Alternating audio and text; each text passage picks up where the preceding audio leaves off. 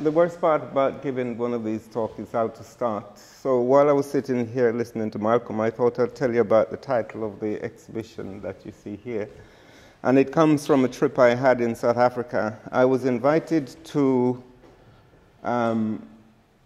document the release of Mandela from Robben Island by a good friend of mine, Rapit Simoncho, who himself was, I later found out, was a member of Umkhonto weSizwe, the military wing of the ANC, and he was actually in exile here. And so he invited me, says Mandela was going to be freed, and he'd like for me to come and document. He says there are going to be hundreds of photographers there. So I made an application to the South African embassy, and I spent about 2 hours being quizzed by the embassy and one day, and then they told me, go back home and write down all we've said and send it to me, and then we'll take it from there. And I'm thinking, well, I've just spent 2 hours talking to you. Surely you've got all the information you need. Why do I have to go and write it? So anyway, I ran home and I wrote down, and I remember posting it about 2 o'clock in the morning, or some late hours in the morning, in the night. And I waited and waited and no response. And then later, I don't know how I found this number out, but I was ringing Pretoria, which is the immigration office or whatever. And then Pretoria got in touch with the embassy and asked them to tell me not to ring them anymore. And by then, he was released, and I was in Birmingham. And I was still making posters. So we made some posters for his, to celebrate his release in Birmingham. But then I went back to the embassy, and I withdrew my application, got my passport. My passport was in the South African embassy when Mandela was released. Can you imagine that? So I withdrew my application, and I got in what was then a bucket seat, and I went to South Africa. I didn't even tell my friend then. I was determined if I had to walk to Africa, I was going to be there. So anyway, I arrived at John Smuts Airport, and after a really terrible journey mentally, and I arrived there and I rang my friend who was away, and I said, I'm at the airport. He thought I was at Gatwick, but I was in South Africa. He said, well, how do you know I was in South Africa? I could have been anywhere. So fortunately, that was it. So I spent some time documenting. He's a journalist. He used to go around and photograph a lot of the protests and event that was taking place. So as I mentioned, Madiba was released at the time, so I couldn't really photograph his release. And in a way, it wasn't such a bad thing, because it's all over the place. It's very difficult to keep in touch with it. So I decided to spend my time documenting Black South African life, or South African life as it was revealed to me. And it was then under the apartheid structure, so I was mainly exposed to Black South African life, which I spent 6 weeks documenting. And while in Cape Town, I'd photographed a couple of friends of mine who, the wife of whom, sorry, her name escapes me now, had just given birth. And she had just graduated from hospital as well. And I said, now South Africa is free, or Madiba is free, I suppose you're going to go back to Soweto and tend to your garden. And she said, we have no time for flowers. Hence the title of the exhibition, which, when I came back to South Africa, I put together an exhibition. And I've always been influenced by the exhibition, The Family of Man. I like the juxtaposition of images. So there were large images, small images, and there were objects in the exhibition. For example, on one exhibition, I had a coffin reconstructed in the middle of the floor, or the shape of a coffin, and I draped the colors of the ANC over the coffin. There was, I'm not sure, I think it was the first time I went. I was in Soweto, and I saw people were selling at an open-air market, and they were, the usual covered stall with all manners of clothes and shoes and objects in this sort of weird landscape. But these two ladies were sitting under an umbrella, and they had nothing to sell. So I said, what are you selling? And they say, hang on a minute, it will arrive. So a pickup truck arrived, and two dustbins, literally 2 dustbins were taken off, and it was chicken heads, chicken entrails, and chicken feet. and that's what they were eating. And so I tried to recreate it in the gallery, where at the beginning of the gallery when you come in, I wanted there to be a dustbin with ice and floating wine and champagne. And as you walk through the gallery, at the end of the gallery, you'd find this with chicken heads, entrails, and feet.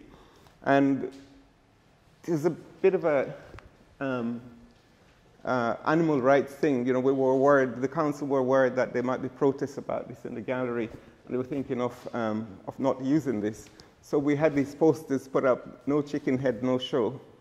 So we didn't have to do that. We did have, just for the opening night, the technicians were wonderful. They made a false bottom to this barrel, and they got chicken heads, feet, and entrails, which were part of the exhibition.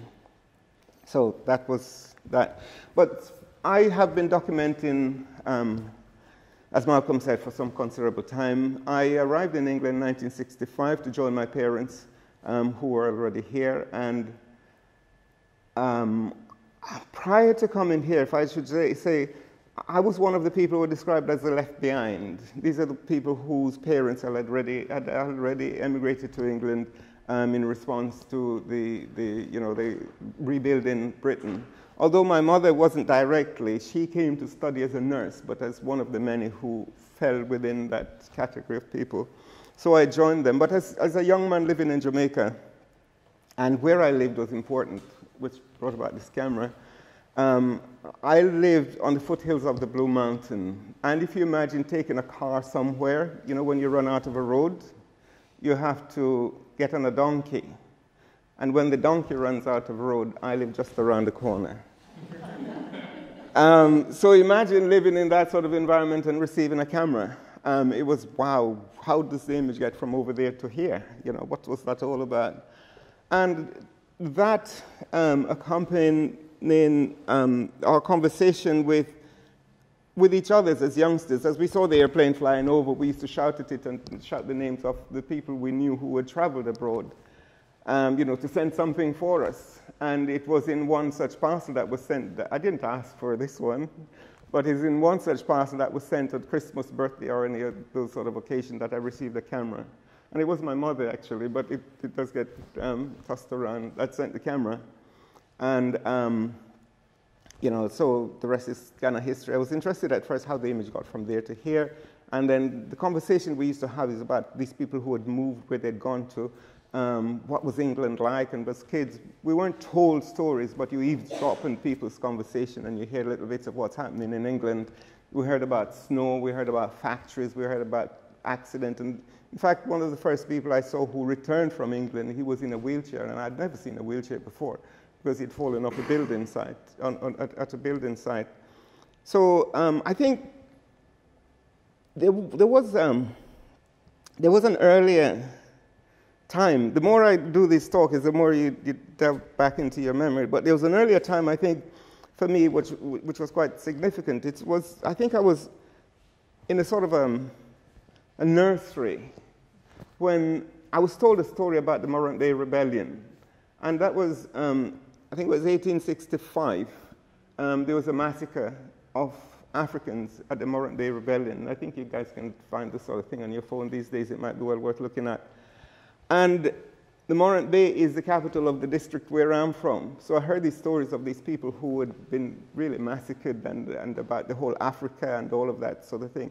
And I think from then I had this idea. I remember thinking at the time, because they said these people hid in caves, I remember thinking it'd be nice to go in the cave and see if I can find any remnants of these people's lives, if there's anything they left. And I think somehow I've been looking ever since to try and find and pull these people together. So anyway, having arrived in England, and my parents had a shop, there were people who were coming in, and I decided I needed to start taking photographs, or should I say to start practicing my photography, and I started photographing photographing people. No, I started with photographing family and friends, but that wasn't working, because as soon as you put a camera in front of someone, they give you a pose, and I wasn't really interested in that. And I remember trying to challenge that, and I held the camera on this person for so long that their muscles in their face started to twitch because they couldn't hold that pose. And I really wanted, you know, just when you take a photograph, as you relax because you think it's done, that's when I take the one that I used to like. So anyway, I continued taking photographs of the family, and then it starts my interest in people coming in the shop and telling their stories. And then I realized that there were no images to accompany those stories. And all the stories I'd heard previously were negative. You know, the newspaper, the usual, what we hear about refugees these days. You know, it's about, you know, oversexed, lazy, good for nothing, disease-ridden, you know, all of those we used to hear. And it wasn't the lives that I was experiencing, the life that I was experiencing. So I decided I'd like to capture what I saw and what I felt. And again, I remember exactly where I was standing at the time, where I thought history has a starting point. And I was at a very fortunate position to be able to capture the arrival of black people in Britain. Although there was some 30 or 40 years after the first lot had started, I felt, well, then what I will do with that lot is to collect their stories, to collect their photographs, and to collect their objects. And that's where the collection part of it comes in, to supplement the photographs. I'll show you some photographs now. Is this the first one? Yes. We started with South Africa. I mentioned my friend invited me. Now, I went to South Africa on 3 occasions. First, 1990, when Madiba was released. And again, I traveled. I spent 6 weeks then traveling around South Africa. And I went back in 1996 when it was Mandela's birthday. He gave 6 birthday party in honor of veterans of the struggle. And a friend of mine was invited by the ANC to produce a series of short films on all 6 birthday party, interviewing people who had contributed. And I went to all 6. But then I went back in 96. Yeah, I'll deal with those. So these photographs are really from those 2. This was in Sharpeville when some of the people who were in Robben Island on prison, they were coming out. So it's welcoming home the leaders. And this is, as you can imagine, just one fraction of the crowd of people there. This particular one was mainly ANC, and this one here is a PAC. These are some young men toy-toying, and they would do this for some considerable time. Very, very strong people, very determined. You know, they would run like for 20 miles, just singing and running and chanting. And on this occasion, they were. These are a group of people at one of Mandela's birthday party. And what was interesting about these parties, just listening to the stories, and I heard firsthand about the lives and experience of these people, about how they contributed to this, the liberation of South Africa. But also a lot of them, you know, you have to hear through translation, because there's so many. I think there are about 12 or 13 different languages spoken in South Africa, and sometimes one language has to be translated twice before it comes to you. This lady was, I think it was Mabatu in the north, and she had decided to come with wearing her father's helmet and medals. They were all promised a bicycle after the war, you know, for their contribution, but you know, like what's it, 2 mules and an acre, or I can't remember the American phrase. You know, it's about, you know, after the emancipation in America, they were all offered a plot of land, you know, 4 acres and a mule, I think it's called, which is Spike Lee's. Sorry? 40 acres. Oh, that's interesting. That's a lot for America, isn't it? Yeah. Anyway, and it didn't materialize, and I think likewise in South Africa, the bicycle didn't either. This is a gentleman and his medal, again, at one of the parties, birthday parties. I mean, as I said, I had the opportunity to meet, to talk, and to listen to, because they were being interviewed, and a series of short films were made around their lives. This particular lady, who I can't remember her name offhand, although I think in the text, if you go to the gallery to see the library to see the exhibition, her name is there. She was one of the founder members of the ANC as well. She contributed a great deal. She's since died. This is Madiba. This is interesting. The woman on the left, Priscilla Chana, she was the human rights lawyer who represented a lot of the people on Robben Island. And here she is in the waiting room where she would have met a lot of the prisoners that she represented. And the young girl there, Tina, she's sitting in the seat that her father sat on while she interviewed her while he was a prisoner on Robben Island. I think he subsequently died. I don't know if he died or was killed. But she told many remarkable stories, or incredible stories.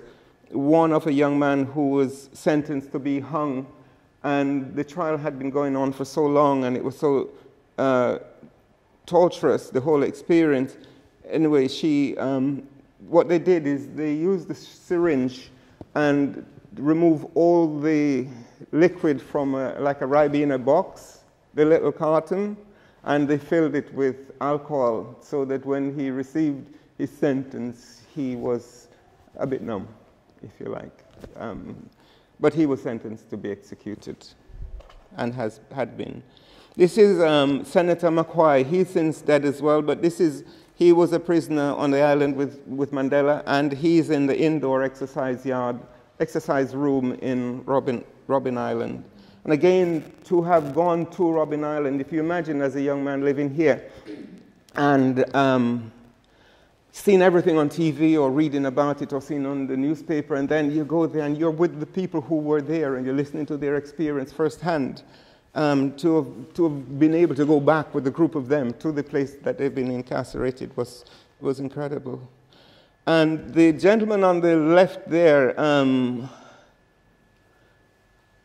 what's his name? He's an important one. He's a colored, and as you can imagine, South Africa is determined by the color of your skin. If you're white, then you live anywhere. You know, you don't live in a township. But if you're black, you live in a black township, and if you're colored, you live in a colored township, and if you're Indian, you live in an Indian township.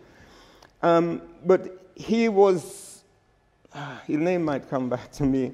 What he had done is he was also not a member of the ANC. He was a liberal, member of the Liberal Party, and he went around blowing up pylons in South Africa.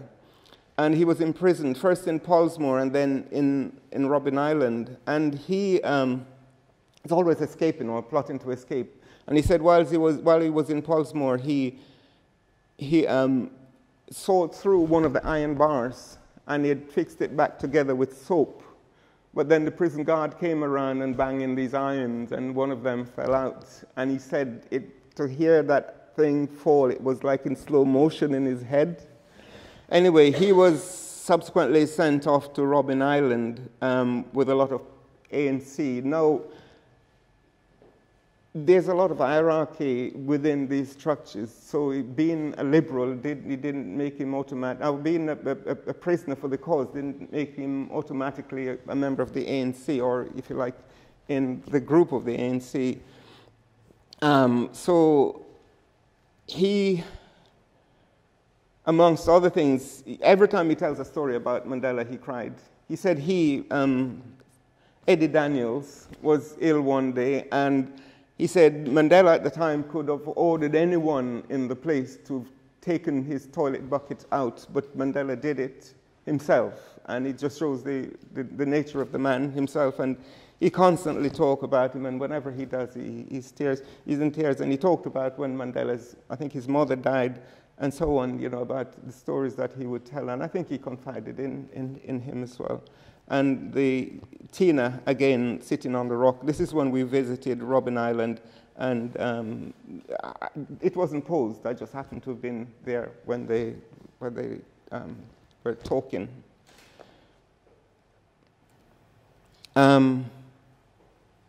There's a lot more about South Africa, really, if you can imagine. I went back to South Africa in 2002, where I donated a set of photographs to Museum Africa, which can be seen there now.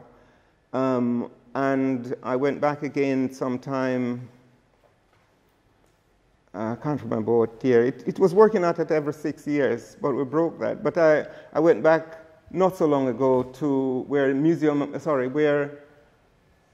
University of Johannesburg invited me, and they showed a set of photographs of mine, the Handsworth photographs from the rivers of Birmingham, and there was a 7-day conference based around the photographs, and it was incredible to see that South Africa invited me to do that there, and in Birmingham, you know, you don't get that happening. But sometimes it takes, you know, someone else from from some distance to recognize what's going on. And these are some of, these are some of the photographs I took in Birmingham now. I've been documenting for a long time. I have a lot of photographs. And I was very much interested in photographing anything between birth and death. And I have to say, I did go to the School of Photography. I mean, although I taught when I came here after the Box Brownie thing, I would go, there was a camera shop in Handsworth, and I'd go and my head would be up against the glass just looking, you know, at this camera behind. And I remember trying to save my pocket money, which was like 6 pence a week, you know, to some of that to get the camera, and it was taking too long. So anyway, I remember buying myself a cheap version of some camera, and I was using that, and I would go to school of evening classes to learn photography. And my parents had not so long bought a house, and it had a coal house at the back, you know, those old Victorian houses, and I converted the coal house into a dark room, and I would be in the dark room all night just trying to print and perfect the whole, you know, photography thing. And I later went on to the School of Photography, and I think around about that time I had a Kodak bursary, which sort of convinced me that what I was doing was okay, because we didn't have mentor to say what you're doing is good. You know, you just had to believe in what you were doing. And equally with the collecting of stuff, I didn't have anyone to say, well, you collect this and you don't collect that. I collect what I felt had the stories in them. And so anyway, after, you know, I was a technician at Birmingham College of Art and Design for a while, and then I went on, I did a course in photography at the School of Photography in Birmingham, and I continued taking photographs. This photograph is,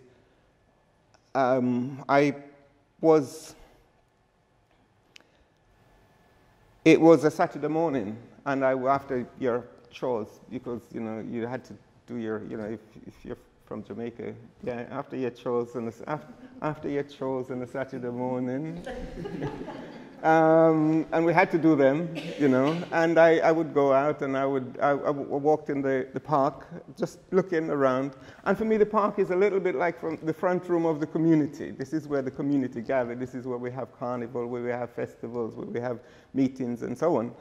And I was walking there, and this young man, he came riding on his bike. And I thought, wow, a Union Jack. It was more in his relationship with the Union Jack, because then, as is now, but perhaps it was more critical then, he had chosen to associate with the Union Jack. And, you know, our identity was such that, you know, this was the enemy. You know, what's he doing? You know, being friendly with the enemy as such. So he was riding on his bike, and I asked him, this was posed, I asked him to stop, and I took a few photographs of him riding by, and he was obviously going to disappear out of sight, and I couldn't let this disappear.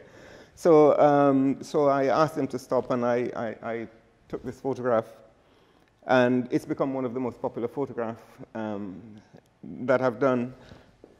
But I do sell them, and I don't, you know, the person I'm working with at the moment, she said, well, do you realize we're going to have to put the price of these up because there are not many left, because it's coming to the limited edition.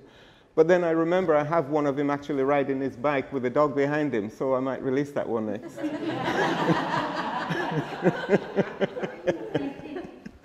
But I'm in touch with him. What happened here, he had made the bike, he built the bike himself. As kids, we used to do that. And he and his family were customers of ours, because we had a shop. You know, they would come for their groceries and things, and they'd have long chats. And his mom, you know, we're still friends. We're still, you know, his mom is quite ill at the moment. But yes, he said that he built the bike, and he'd been to the bike shop, which is next to where we had our shop, and he had two options. Did he should he buy the little windmill on the bike or the flag? And he thought, because it was so windy, the windmill might fall off. So he decided to buy the flag, and that's how the flag came on the bike. And again, I was very fortunate because the wind blew at the right time. Because if it didn't, then the flag wouldn't be in the position that it is. There were many demonstrations at the time. This one is against police harassment. And it says, if we must die, Handsworth Self-Help Organization, Afro-Caribbean Self-Help Organization, if we must die, let it not be like hogs. And the flag, which is being held by this gentleman at the front there, which you can't see, is actually a Black Panther flag. And this is, I refer to this one as the Outriders. I don't normally give the pictures title, but some of them do lend themselves so easily to titles. And this is 77, and these guys would tend to ride up and down the street and see, and if there's a corner, a place around the corner where the SPGs or the police were with their riot vans, they'd come back and say, well, this is happening, and so on. But I'm constantly photographing people, and I'm re-photographing the same people. And the one in the middle, he's now a grandfather, and with his white beard, and I still, every time I see him, I take a photograph of him. I do still have, contact with a lot of the peoples here. This was the same event, African Liberation Day, 1977. And again, the three white girls on the left-hand side there. And as the crowd came down the road, they were playing hopscotch or something. You could see them shuffling behind this black girl. It's like, they're your people, you deal with it, we're here with you, we were right behind you, sort of thing. But as a photographer, all you do is you're observing, really, and you're choosing when to take a photograph, and that's one of them. This was the first crowd shot I did, and I remember also this same event, and I remember it's the first time I shot 10 rolls of films in one day, because I felt the occasion was so important that I needed to. And there wasn't a single white person in the park on the day. And the first time it's ever happened, and there weren't any riot police, lurking around the corner. There was an agreement made with the local police, Inspector Webb, that they shouldn't really police this thing too heavily. And he got in a lot of trouble with his superiors as well for not doing so, but there was no trouble. There were no trouble on that day. Sorry? Surprise, surprise. Well, Police don't show there's no trouble. They don't what? Police don't show there's no trouble. Well, that's true.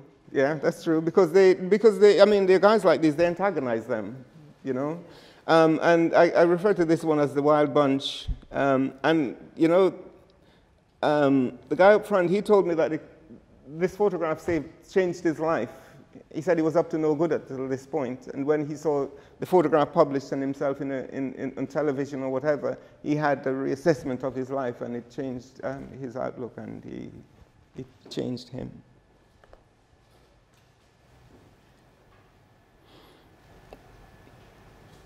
This is a demonstration with Dave Butcher, close up with the police. This young man was outside the courthouse. He was arrested and due to appear in court on this morning, and I arrived with him prior to the court case. I took a photograph of him here. And he's another one that says I've made him famous, because whenever he goes anywhere, people recognize him and say, oh, you've made me famous. And again, I've since photographed him on numerous occasions. This was an anti-Nazi demonstration in the Bullring. As you can see, there were quite a few trade union banners. There are quite a few trade union banners there. Same event. I don't know if I've got it in this one. There's a series of photographs. There's some photographs prior to this where the policeman it was when Robert Ralph decided to sell his house to a white family only, and he was put in Winson Green as a result, in the prison as a result. And the National Front came out to support him. The anti-Nazi and others came out to opposed them, and the police went in the middle, but they didn't have any riot shields. So what they did is they raided the back gardens of people's homes and stole the dustbin lids, which they used as their riot shield. And later on, they developed into some short riot shields, like mini riot shields. And you could hear the kids saying, you know, licking on your foot, you know, they went long. And then later on, as you can see here, they went a bit further and they made some maxi stuff down to the ground. So in a way, they were mimicking the times, the fashion of the times as well, of the time. This is Boys on a Seesaw, and here they were, I just thought it was so much like the lives they were living, because on the one hand, you know, being on a seesaw, on the one hand, they weren't being believed by their parents.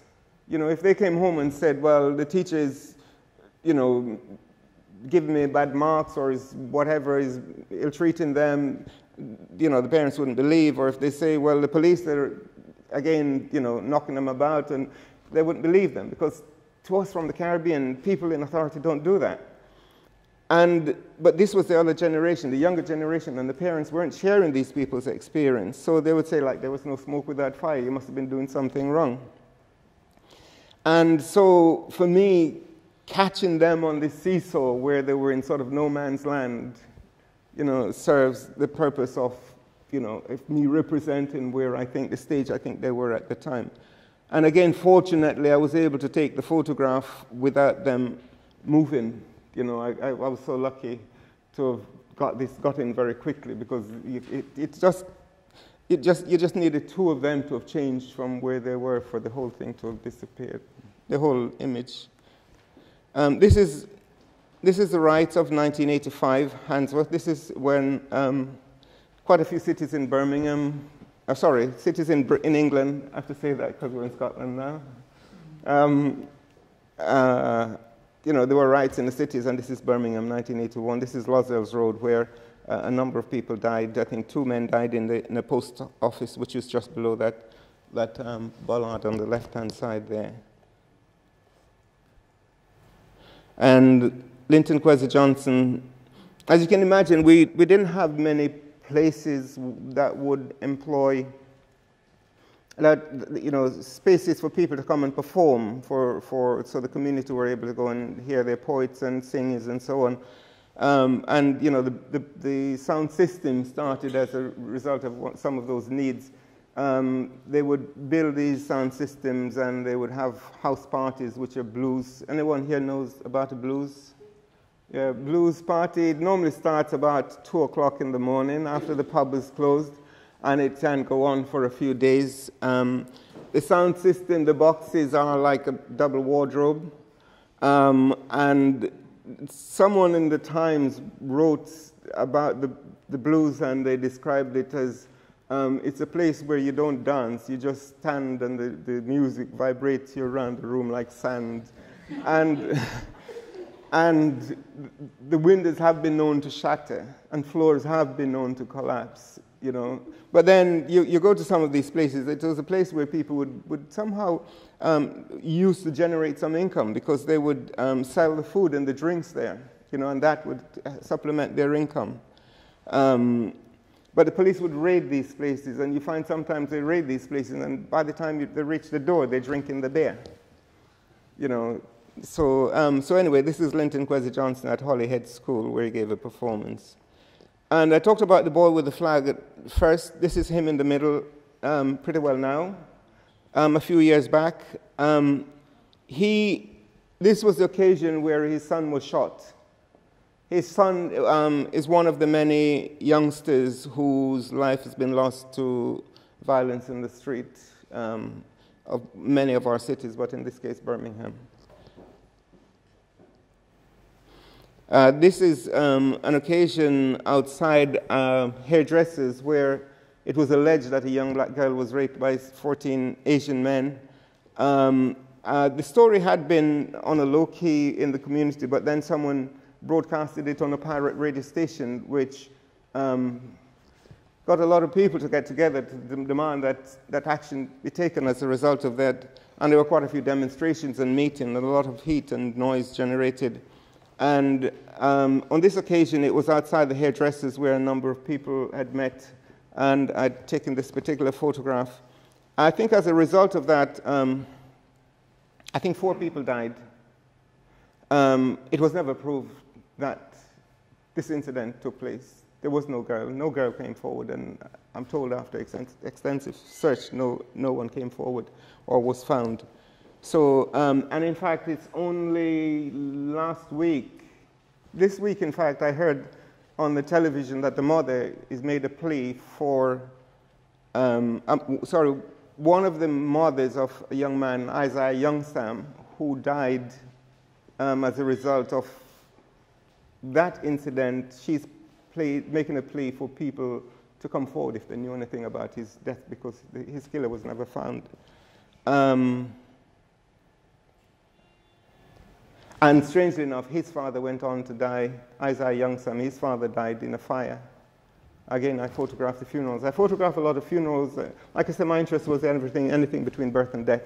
It's about life. I make place no condition on what I photograph. I don't photograph because I like it. I will not photograph you because I like you, or because I don't like you, and I leave you. It's for me. It's not for me to judge. It's for me to document and for history to judge.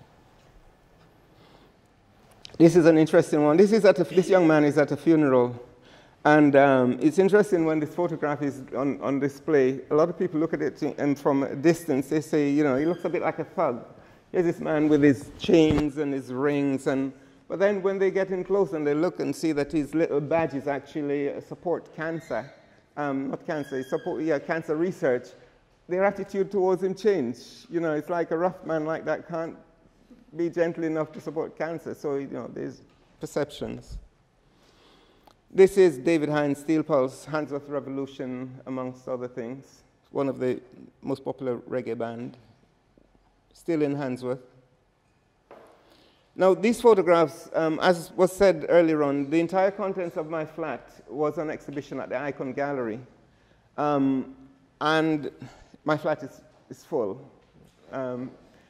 I have, I think it must be about 10,000 vinyl. I have lots of videotapes. I have books, magazines, pamphlets, leaflets, objects, you name it, and stuff I made. And those sticks in the corner there, they're part of an exhibition I had which was called Sugar-Coated Tears. And it was in response to the abolition of the Slave Trade Act. I think that was 2007 or something like that. And this is where I had some of these slave punishment objects that were used to punish Africans who were enslaved. I had them made, and all of these were coated in sugar, and they were hung within the space. So I had a lot of these collars that were used on Africans who would run away from their captivity. And I had face masks and leg irons and things made as part of the whole process. This is exhibitions from the Icon Gallery. Sorry, that image is from the Icon Gallery. And this one is, I make things as well, and I was quite interested in revisiting some of those objects that we as youngsters used to decorate our flat. When our parents came here, they would use, those porcelain and those porcelain cockerels and things in their houses? Yeah, you're nodding. You still got some of you. And then afterwards, when you became conscious, when you're conscious of your past, your history, you needed to make a change, because this was one of the first times where we became conscious, if you like, our history. We're from the Caribbean, and I don't know how many people are familiar with the geography of the Caribbean, but it's many islands which were once captured by the British or the Dutch or the French, and they were fought over. I mean, Jamaica was, I can't remember, I don't know if it's 1500 or whatever it is that the British, the Columbus thing, and then you had, the Spaniards were in Jamaica first for I think 150 years before the British came and took over Jamaica, and so on. And so there's a lot of changing and chopping. Jamaica is the largest of the British-speaking island in the Caribbean, next to Cuba and Haiti. And when we came here, so if you like, we were meeting people from Africa, people from Trinidad, people from Barbados, and so on. We didn't do that in Jamaica because we didn't have the opportunity. So it was the first time, and people became very conscious and started exploring the whole identity and wanting to know much more about it. And so we would fill our houses with objects that came directly from Africa. And I'm just sort of reworking some of those objects. So I would collect some of these objects, and here, if you like, it's like if you like the pins and the nails and the cowrie shells and all of that, the bells and all the objects are part of the story of the journey of this, of the people themselves, but also of this object. I'm doing something at the moment around empire displacement and torture. And this is some work I did at the Sidney Nolan Trust. I had a residency there, and I was quite interested in southern trees bearing strange fruit. In this case, it was on the border of Wales and England. And what I did is you might be able to see on these trees, they're little stickers. What I did is I just Googled torture of transatlantic slave trade, and a lot of these objects, you get them in little thumbnails if you just go to images, and then I would print off loads of those, and I'd cut them up into individual, like small prints, and I'd stick them on the area, and the area would represent an area of a slave ship, and on the floor I would cover with straw, and the objects were the trees, the clothes really was hung from trees along the area. This is a close-up of one of those images that I put on the tree. Can you guys see?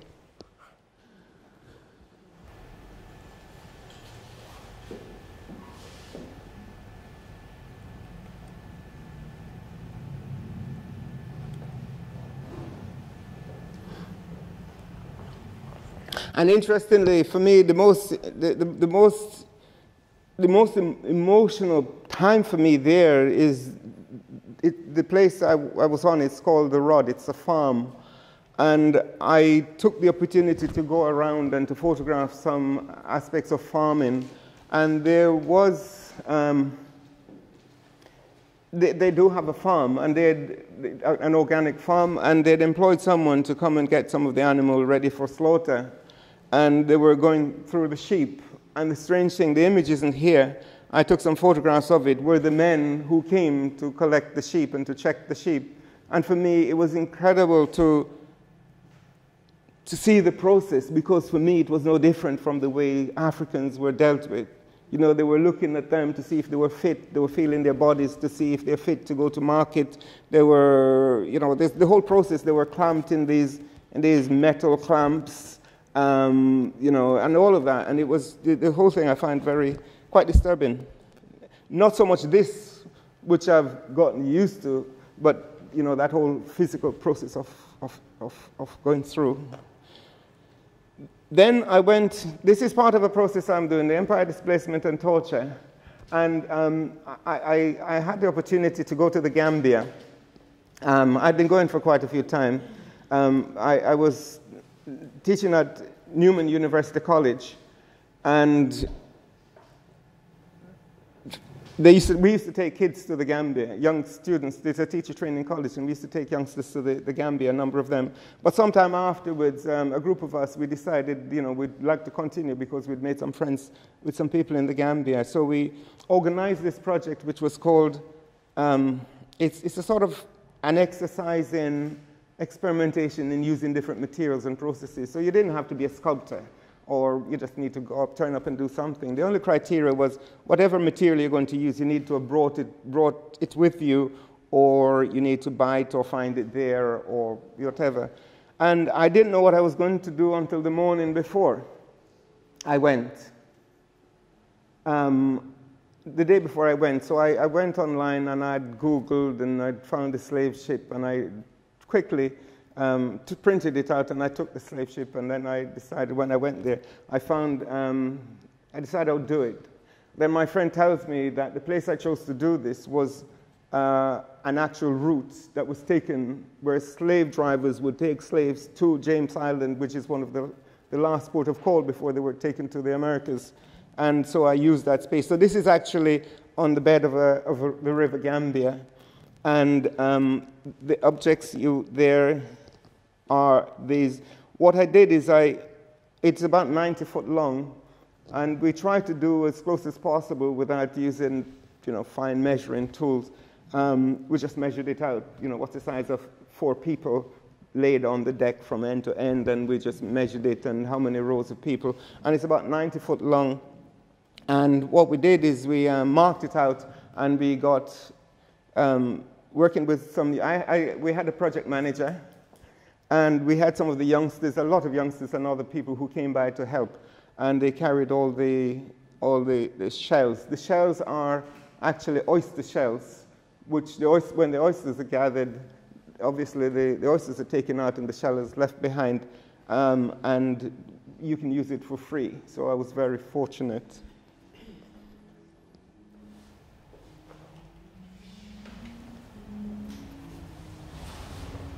Sorry, I don't know if there's just 2 of that in there, but that's the process. I did have some of the kids actually helping.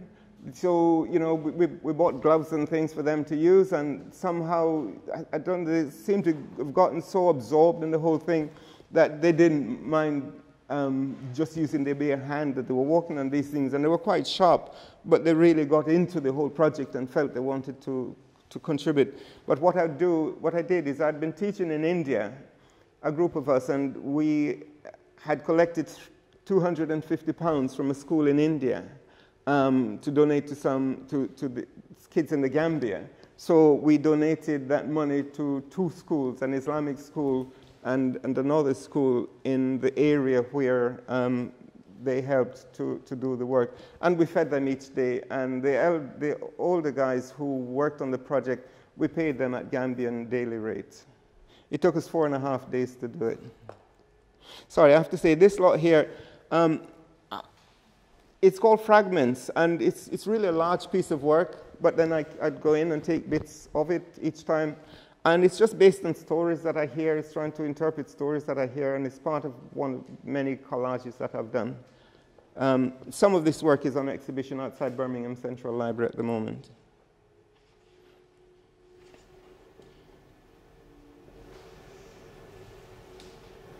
The photograph here, I mean, the one in the background, well, not in the background, the photograph there, the black and white photograph of the skeleton in well, you can't see it, can you? I'll leave that one. It's called England Expect Every Man to Do His Duty, which is a statue which was behind the Council House in Liverpool.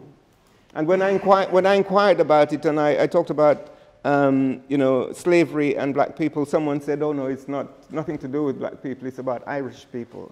And when you think that it was once said that, well, it is said that every brick in Liverpool was laid with the blood of a slave, it seems crazy that then they should import and chain an Irish person there instead. But again, the history needs to be retold. This was taken in, the image, the young man there with his hand on the cross was taken in South Africa. And again, it's part of a collage. And in the background, there is the Bible, a page of the Bible. And as you can see, I've actually, well, you might be able to see I've actually used, although his hand was resting on the cross, I've actually taped his hand to the cross.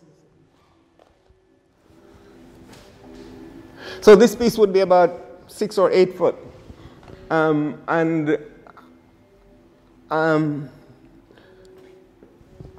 can't remember. About 2000 and I think it was about 1997. I got divorced, and then I went to live in a flat where I'm still at. But and then I decided I needed to explore the whole idea of photography, because like photography and my relationship with my wife and family then had grown up together, and if one disappears, it's like, how does it affect the other one? And did it disappear because of photography, or because of what I was doing? So I needed to explore the whole thing. So if you like, I wanted to destroy the whole idea of the perfect image and reconstruct it. So the photographs were ripped, torn, walked on, pasted whatever. And it was about 8 foot long, and then I needed to remove it off the wall, and I didn't have anywhere to store it. So I cut it into about 6 pieces. And sometimes when I would take this piece, when I'm doing workshops and things, and I take it to school, and I put it on the ground, and I didn't mind if people walk on it. I didn't mind if the kids walk on it. And you see in some cases there are drops of coffee or tea on it. And then I had an exhibition. The first exhibition from this material was at Wolverhampton Art Gallery. And I'd produced a number of these pieces, which they'd printed, and I hadn't seen them. And I went to see the work. And the first time I'm seeing it, they were all wrapped in bubble wrap. And the curator said to me, would I like to see it? I said, of course, I'd love to see it. And she gave me scissors to cut the bubble wrap. And as I was about to cut it, she put her hand between the bubble wrap, between the print and the bubble wrap, which for me just shows how this stuff has been transformed just by paying it some attention. And for me, that is so much like life itself. All we need to do with people is to pay them a little bit of attention and to place a little bit of value on them, you know. So anyway, these are some more.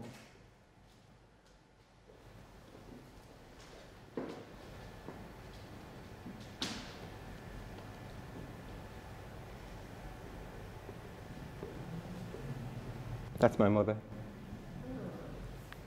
Although I wouldn't really, for me, they're not identifiable people. They're people who use as models, you know? They're not, I'm just telling you that because of the conversation we're having, but it's not like a portrait of my mother.